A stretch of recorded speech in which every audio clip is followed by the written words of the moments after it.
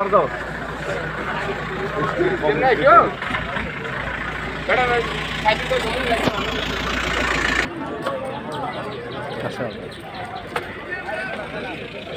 Viewers, আপনারা দেখতেছেন এটা হলো রায়পুরা উপজেলার থানাবাড়ি স্টেশন রেলগেটের যে কাঁচা বাজার।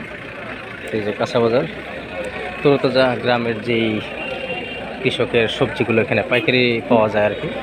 আপনারা চাইলে এখানে আসতে পারেন। রায়পুরা উপজেলার নরসিংদী জেলার রায়পুরা উপজেলার থানাবাড়ি স্টেশনের পূর্ব পাশে কাঁচা বাজারটা।